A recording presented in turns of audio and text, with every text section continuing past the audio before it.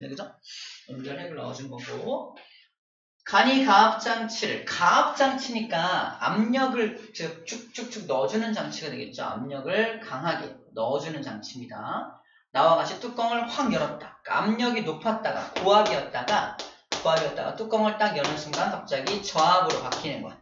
압력이 확 해제되는 거지. 여기 들어있는 공기의 입장에서 한번 상상해봐. 공기 입장에서 공기가 막 꽉꽉꽉 눌려있다가 저 확 해제가 되니까 어떻게 됐어? 자, 무식적으로는 공기가 이만하게 커지는 거야. 외부에서 열을 공급한 적이 없죠. 열을 뺏어간 적도 없어. 다만 압력만 바꾼 거야. 그죠? 근데 갑자기 부피가 확 팽창했으니까 단열 팽창했다라는 거야. 단열 팽창.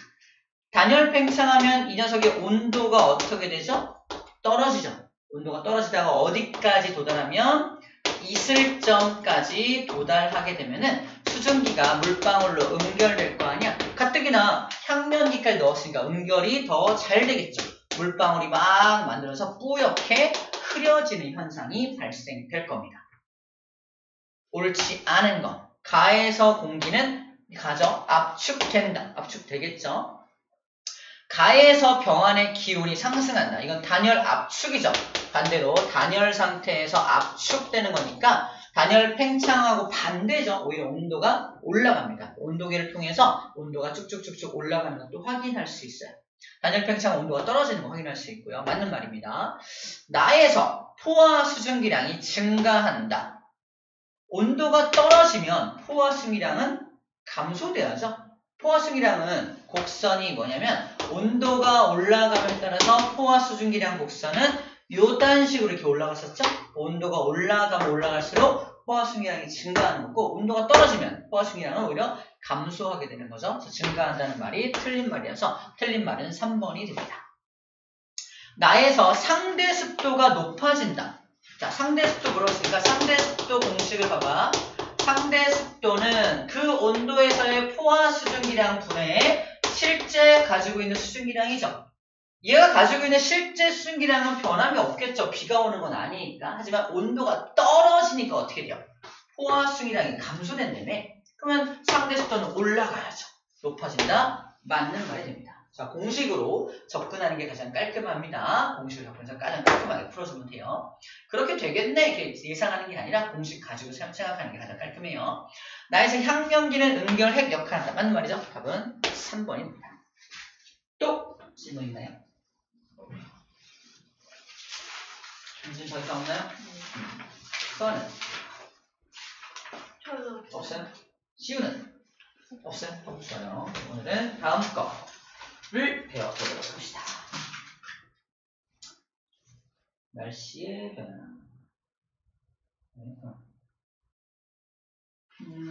기단. 그리고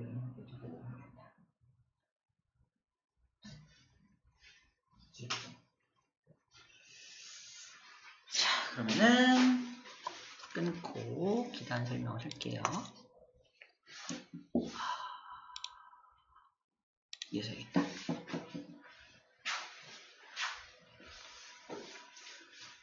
자, 첫 번째 배울 내용은요.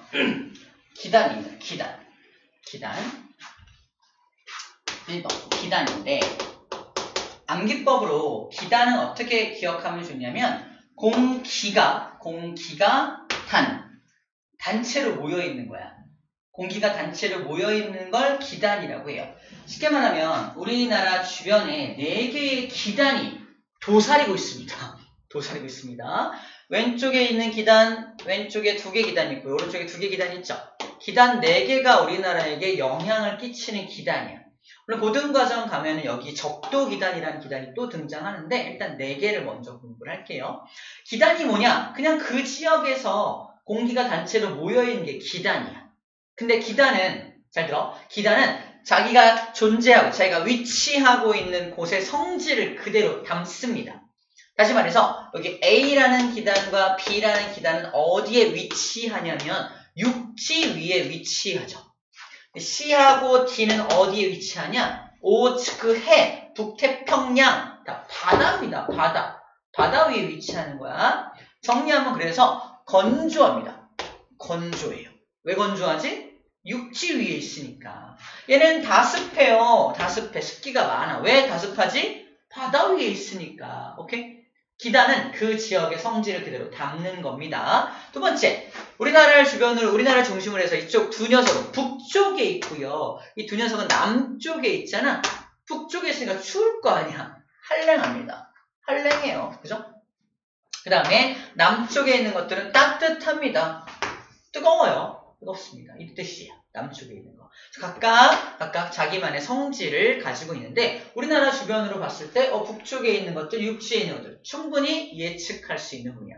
암기할 거 없겠죠. 어디 위치하는지 위치만 잘 기억하고 있다면 이런 성질을 갖고 있겠네라고 충분히 예측할 수 있습니다. 오케이, 그렇게 정리해주면 되는 부분이야.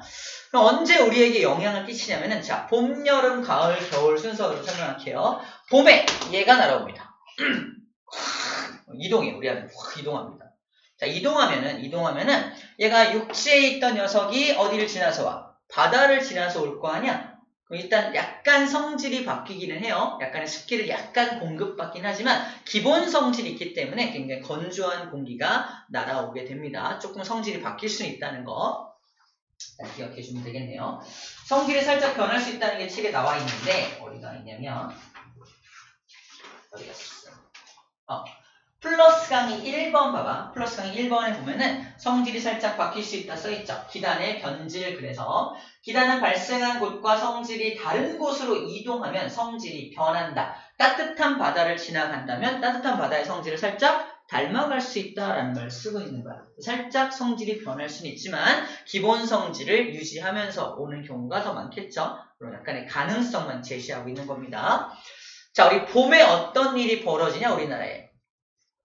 약간 날씨는 좀 이제 겨울이 지난 거니까 약간 따뜻한 바람이 불어오죠. 온난한 바람이 불어오는 거야. 두 번째는 뭐냐면 황사. 그죠? 봄철에 황사가 일어나요. 황사가 여기 중국에 있는 여기 중국 쪽에 여기 뭐가 있냐? 사막. 중국에 있는 사막으로부터 어떤 모래바람이 날아오는 걸 황사라고 하는 거야. 그러니까 봄철에 황사가 많은 이유도 이 바람이 이렇게 불기 때문인 거지. 이 녀석이 봄에 영향을 끼치는구나. 첫 번째 기억할 부분이고. 자, 여름으로 넘어갑니다. 여름의 특징이 한 3가지 정도가 있습니다. 우리가 알고 있는 특징이 뭐야?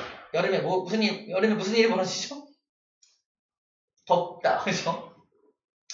장마가 여름에 옵니다. 장마 끝나면요. 엄청 더워요. 무더위라고 불러주고요. 그 다음에 태풍도 바로 여름에 많이 찾아옵니다. 먼저 장마가 언제 벌어지냐면은 초여름에 장마가 일어나. 초여름에. 그래서 장마를 일으키는 게 바로 이 녀석이야. 이 녀석과 이 녀석. 장마가 뭐야? 비가 겁나 내리는 거잖아. 겁나란 표현 너무 그런가요? 굉장히 많이 내리잖아요. 겁나 삭제. 아무튼 굉장히 많이 내리는 이유가 뭐냐면 다습한 것들끼리 다 뭉치니까 둘 다 오니까 비가 많이 내리는 거야. 근데 얘네들이 내가 여름 차지할 거야. 무슨 소리야? 내가 여름 차지할 거야. 둘이 같이 온단 말이야. 둘이 힘겨루기를 해요. 힘겨루기 하면서 내가 내려갈 거야. 내가 올라갈 거야. 그래서 힘겨루기를 하니까 왔다 갔다 하면서 계속 비를 때린다. 비를 내리는 거예요. 그걸 장마라고 불렀습니다. 네, 둘 중에 누가 이길까요? 얘가 이겨. 그래서 얘가 이기니까 나중에 엄청 더워지는 거야.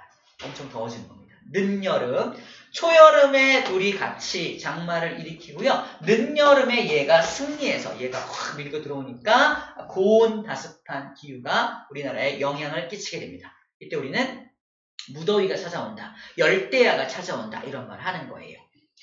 습기가 많다 보니까 불쾌지수도 막 올라갑니다. 습도가 높으니까 뜨겁고 습도가 높다. 후덥지근하다라는 말이 여기서 나오는 말이에요.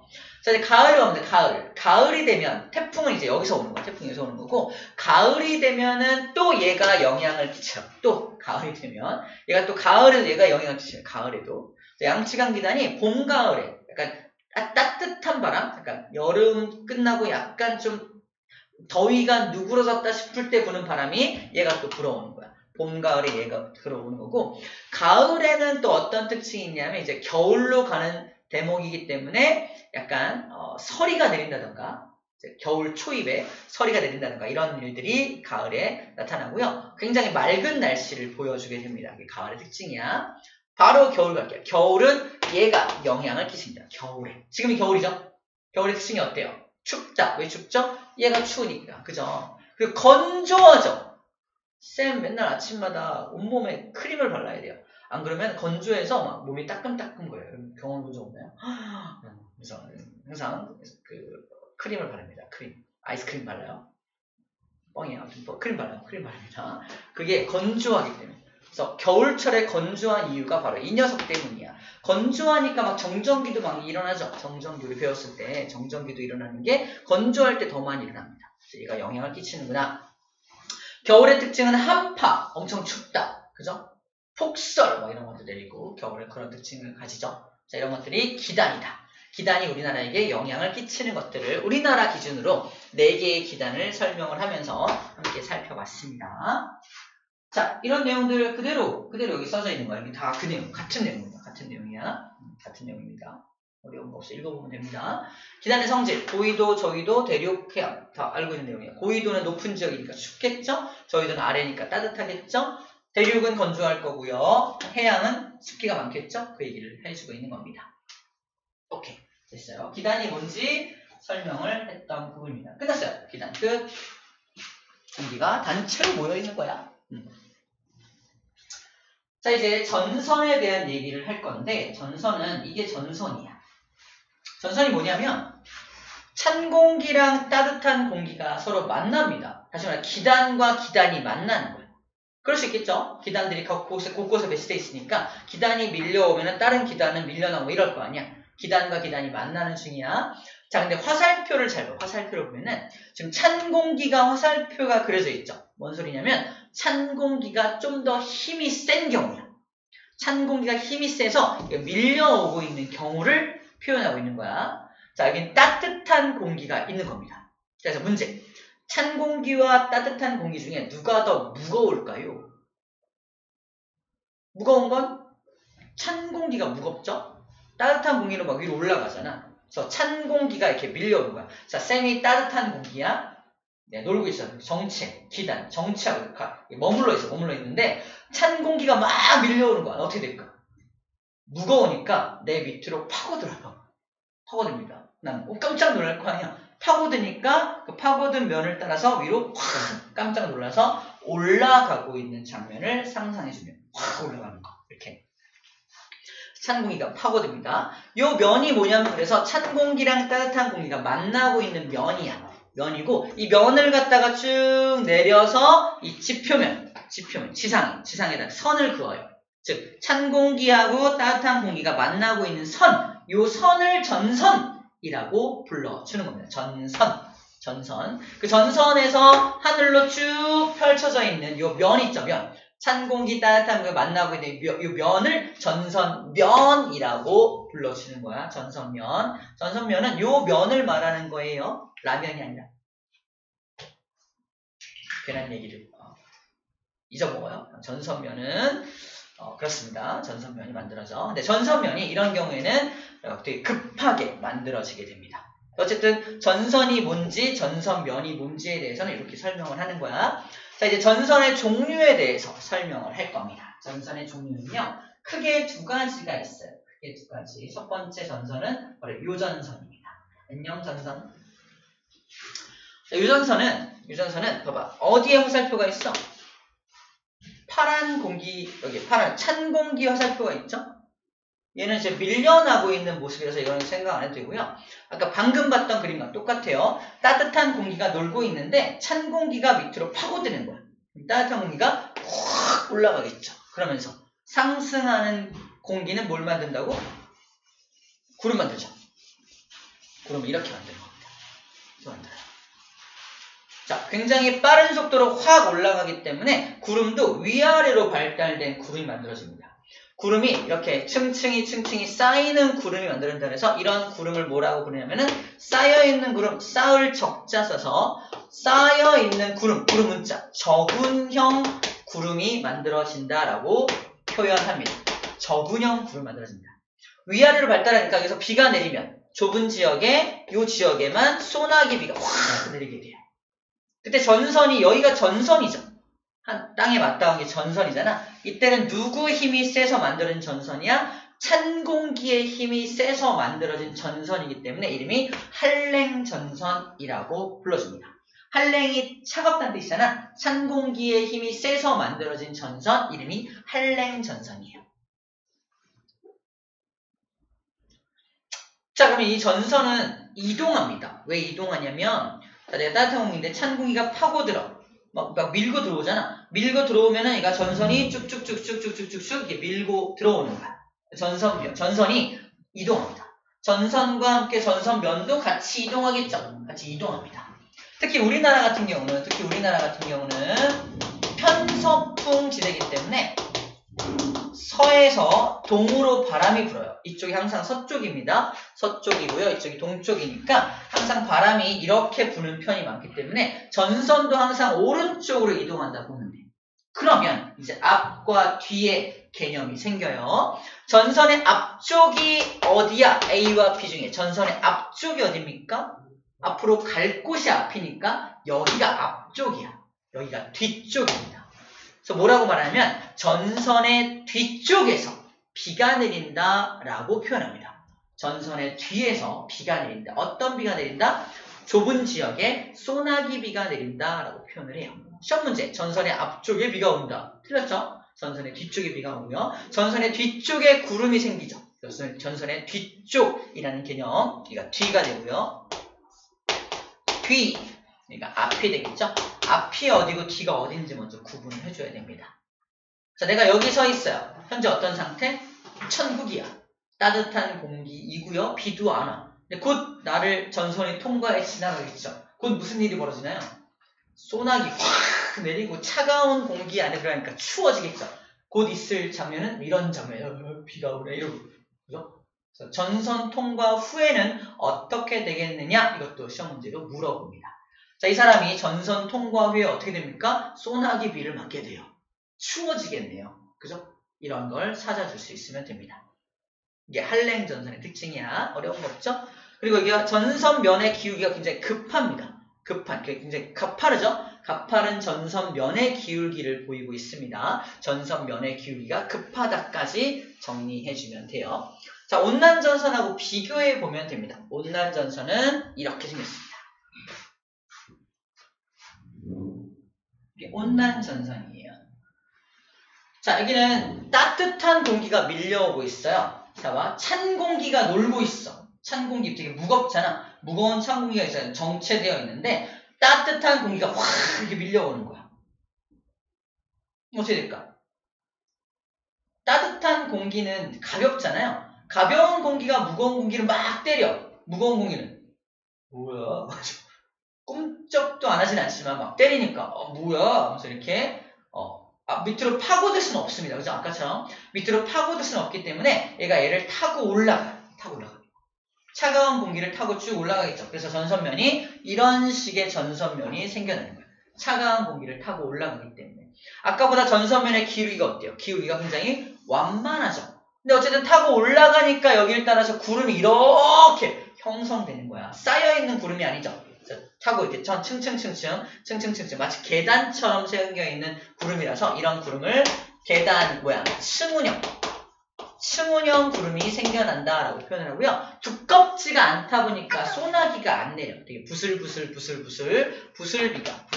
이슬비가, 약한 비가 내리게 됩니다. 약한 비가 내려. 굉장히 넓은 면적의 약한 비가 내리게 되고요. 여기가 전선이죠. 전선의 앞쪽에 약한 비가 내린다. 어느 지역에? 되게 넓은 지역에 약한 비가 내린다라고 말할 수 있을 겁니다. 자, 전선이 이동하는데 아까보다 훨씬 느리게 이동해. 느리다. 왜 느리냐면요. 아까는 따뜻한 공기가 있는데 차가운 공기가 무거우니까 쭉쭉 파고들 때마다 전선이 쭉쭉쭉 이동해. 하지만 여기는 차가운 공기가 놀고 있는데 따뜻한 공기가 되게 때리는 거잖아. 막 때리면 뭐야? 찔끔. 막 때리면 찔끔 이렇게 이동하는 거. 이런 느낌이야. 아까 차가운 공기는 파고들지만 따뜻한 공기는 파고들 수가 없기 때문에 막 때리면 조금씩 찔끔찔끔 이동하는 장면을 상상해 줍니다. 그래서 느리게 전선의 이동 속도가 좀 느린 게 온난전선의 특징입니다. 이름이 온난전선인 이유는 따뜻한 공기가 더 힘이 센 녀석이기 때문에 온난하다, 온난전선이다 라고 표현을 하는 겁니다. 마찬가지로 내가 여기 서 있어. 현재 어떤 상태? 추워. 이슬비를 막 맞고 있어. 전선 통과 후에 어떻게 되죠? 천국이 찾아오죠. 그죠? 따뜻하고 비도 안 오는 그런 장면이 이제 찾아오게 됩니다. 그래서 그런 내용까지 정리하면 되겠어요. 자, 이렇게 하면 전선에 대한 내용까지도 다 정리가 됩니다. 이쪽이 앞쪽이고 이쪽 뒤쪽이면 또 알겠죠? 앞뒤도 구별할 수 있습니다. 앞과 뒤도 구별할 수 있습니다. 자, 이렇게 되면 전선을 다 배웠어요. 자, 기호를 볼게요. 기호. 아까 한랭전선 같은 경우는 기호로 어떻게 그리냐면은 파란색 기호가 이렇게 그린 다음에 한랭한, 즉 파란색으로 차가운 공기가 힘이 세니까 뾰족하게 하면은 이제 한랭전선을 표현하는 거고, 온난전선 같은 경우는 따뜻한 공기가 힘이 센 거니까 여기 나와 있듯이 동그랗게 반원의 형태 이렇게 그리는 게 온난전선을 표현하는 기호가 됩니다. 한랭전선, 온난전선의 기호예요.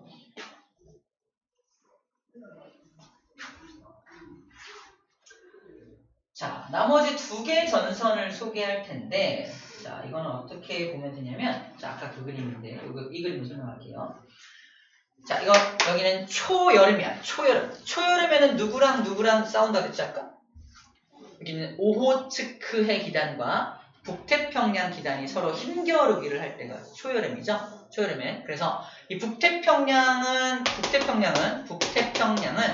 남쪽에 있는 녀석이니까 따뜻한 공기가 되는 거고요. 여기 오호츠크해 기단은 북쪽에 있으니까 차가운 공기가 됩니다.